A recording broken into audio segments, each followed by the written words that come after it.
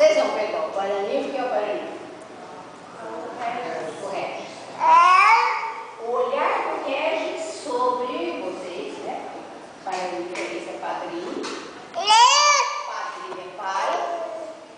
Cada turma que a gente vai junto, a gente aborda também.